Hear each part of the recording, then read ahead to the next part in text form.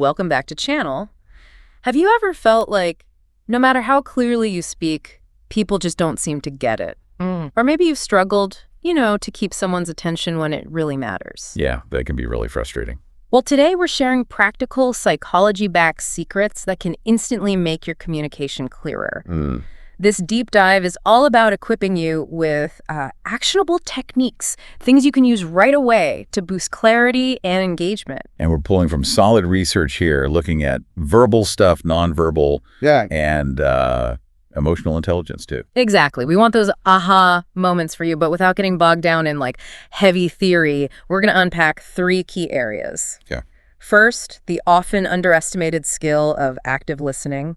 Then, the silent language of body language and tone. Right. And finally, the crucial role of emotional intelligence. It's amazing how often miscommunications happen, isn't it? It really is. And like you said, it's often not just the words themselves, but something, deeper in how we connect, how we actually send and receive the information. Okay, let's dig into that. Starting with sort of the foundation, verbal clarity. Seems obvious, maybe? You'd think so, but it's worth hammering home. Yeah, our sources really stress how vital, clear, concise speech is.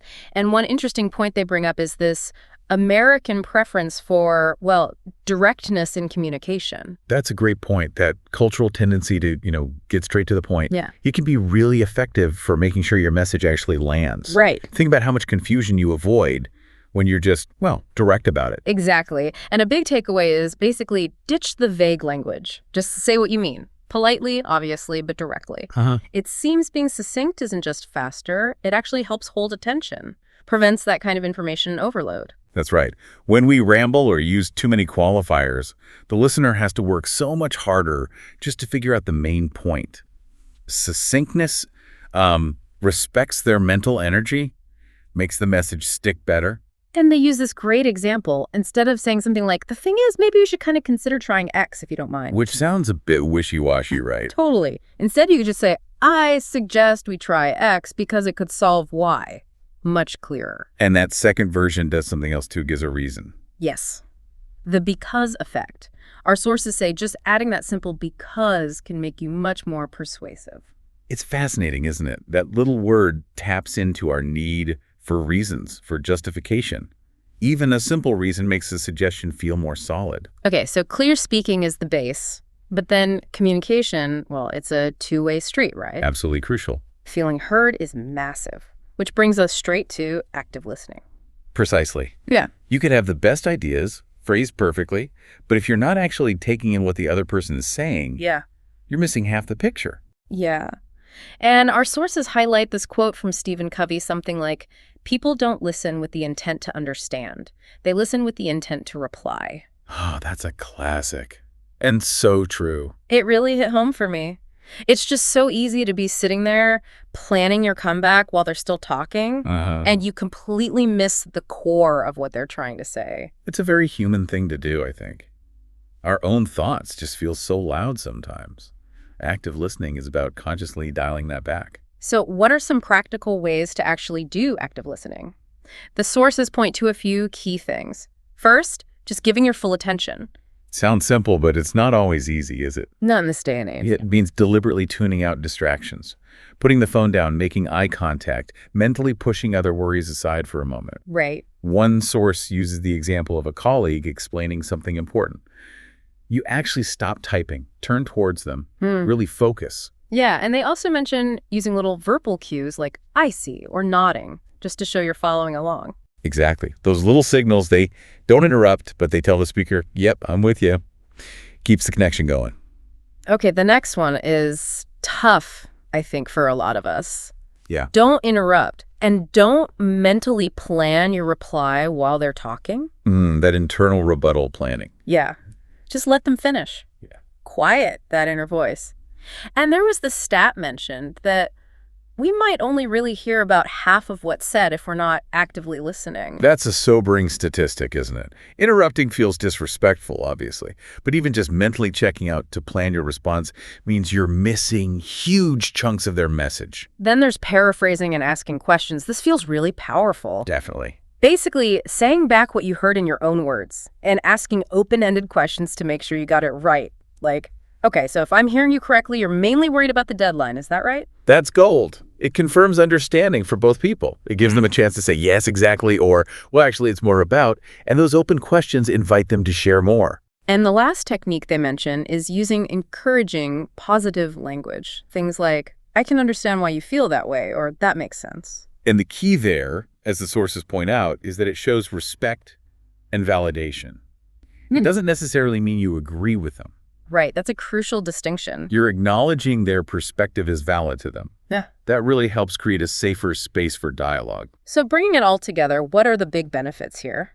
Well, our sources say active listening builds trust. It makes the other person feel more open. And there's research showing that when people feel genuinely heard, they become more receptive, more cooperative, more engaged.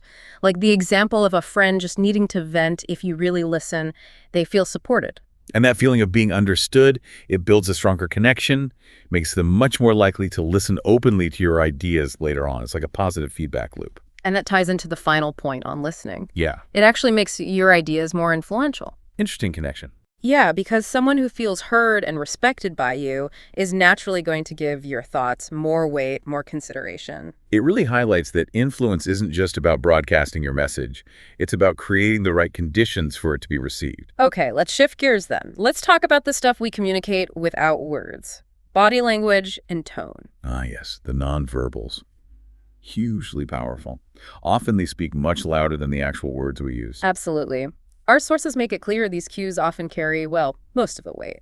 And if your words say one thing, but your body language says another. People almost always trust the nonverbal message. It feels more authentic somehow. And those stats are pretty wild. Some estimates say nonverbals account for anywhere from 65% up to like 93% of a message's impact. That's staggering, really. Yeah, and the example they give is perfect. Someone saying, I'm happy to help, but they've got crossed arms, flat tone. You just don't buy it, do you? Creates this immediate dissonance. You feel like something's off. Definitely.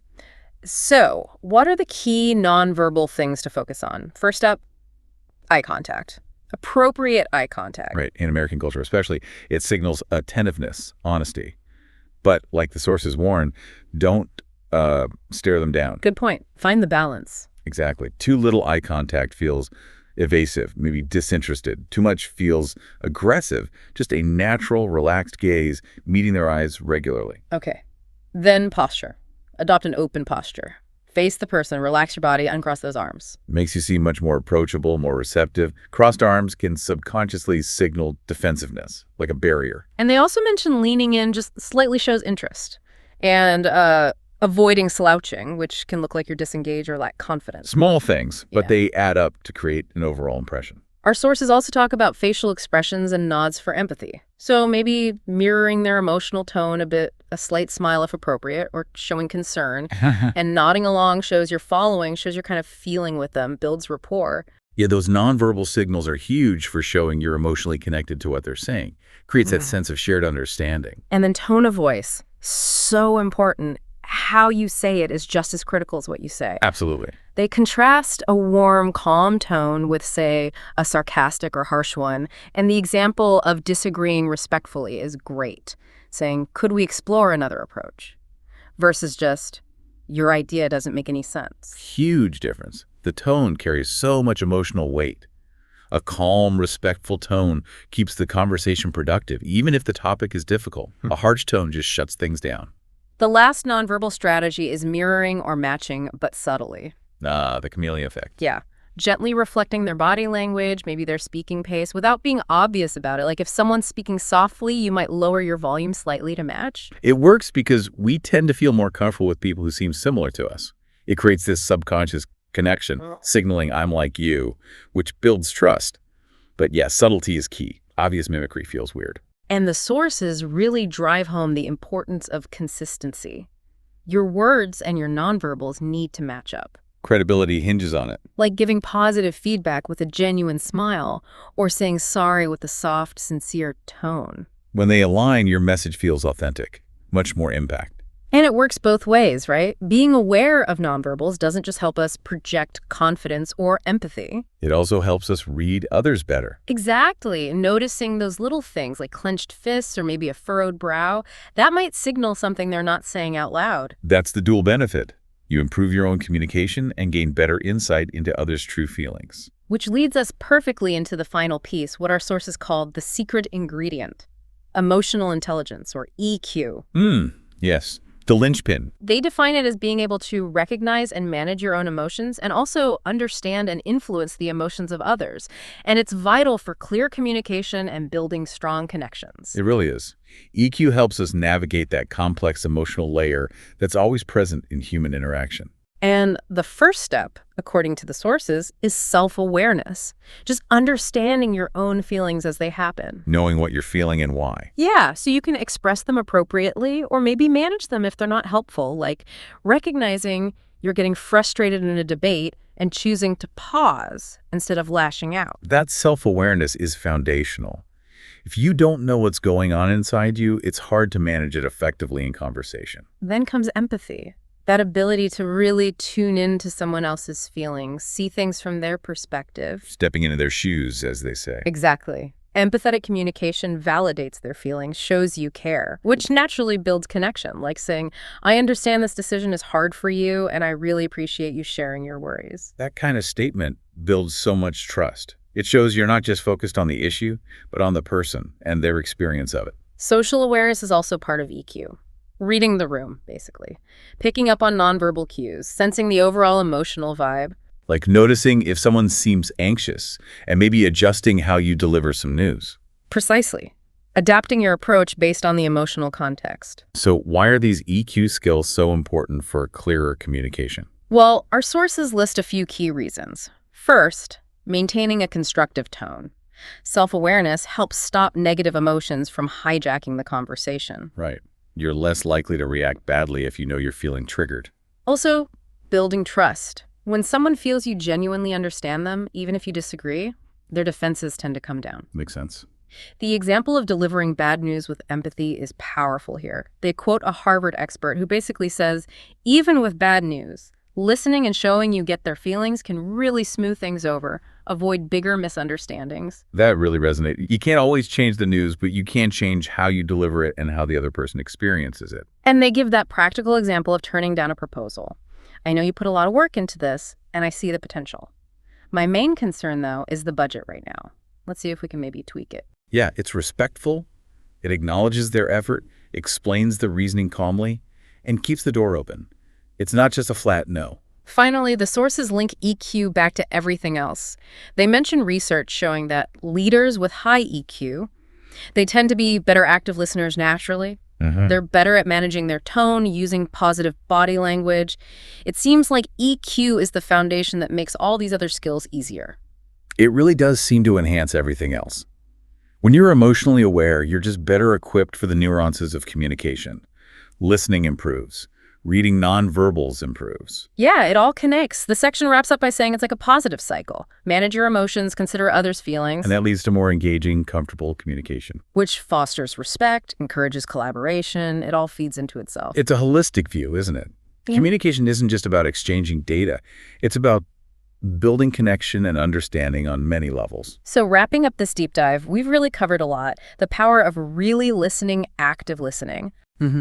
Giving that full attention. The huge impact of making sure our body language and tone match our words. That consistency piece. And underpinning it all, the crucial role of emotional intelligence in making communication clear, effective, and, well, human. And the great thing is, these are all skills. They aren't fixed traits. You can actually get better at them with practice. Absolutely. So for everyone listening, I'd encourage you, pick just one thing. Maybe focus on paraphrasing this week, or pay more attention to your posture in meetings. Yeah, start small. Try it out in your next few conversations. See what happens. Remember, communication is a skill you can always sharpen. And improving it, that can make a real difference everywhere. Better understanding, better relationships, better collaboration. It's definitely worth thinking about which of these areas, listening, nonverbals, or EQ, feels like the biggest opportunity for you right now. Where could a little focus make the most difference in how effectively you communicate? That's a great reflective question to end on. Thanks so much for joining us for this deep dive. My pleasure. And if you found this useful, please do follow the channel. We've got more deep dives into communication and other fascinating